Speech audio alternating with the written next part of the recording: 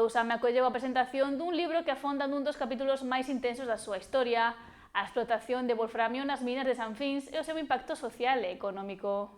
Máis de 100 de persoas asistiron en Lousame á presentación do libro Wolfram, El Camino Negro, unha obra colectiva editada pola Universidade de León que analiza a extracción, o comercio e o uso de wolframio no noroeste peninsular durante a Segunda Guerra Mundial e a ditadura franquista. Durante a presentación explicouse o contexto histórico da chamada febre do wolframio, marcada pola alta demanda internacional durante a Segunda Guerra Mundial, así como o papel estratégico deste mineral na economía da época.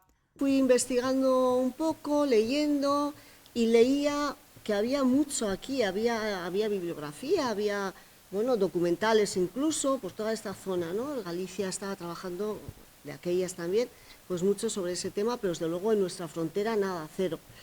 Y bueno, dejaba el tema, estaba investigando otros, cogía, dejaba, hasta que en los archivos del Ministerio de Asuntos Exteriores en Madrid, pues encontré un legajo, bueno, un montón de documentos donde los aliados estaban una y otra vez insistiendo al gobierno de Franco pues que tomara medidas porque se les estaba pasando a los alemanes wolfram de contrabando.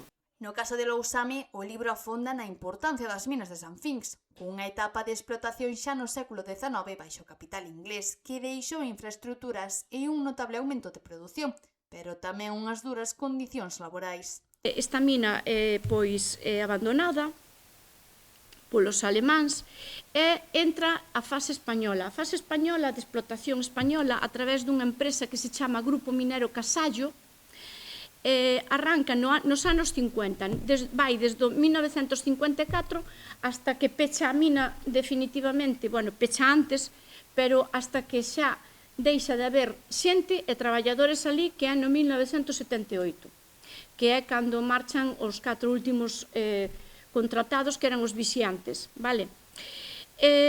Xa é productiva no ano 57 como empresa española. Isto correspóndese ca Guerra de Corea, é dicir, hai unha segunda época do wolfram en Casaio que se corresponde con outra época de demanda de armamento.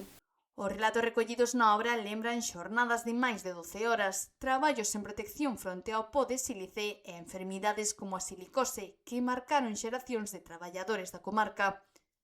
Un libro que mostra a importancia de recuperar a memoria histórica e social de Lousame.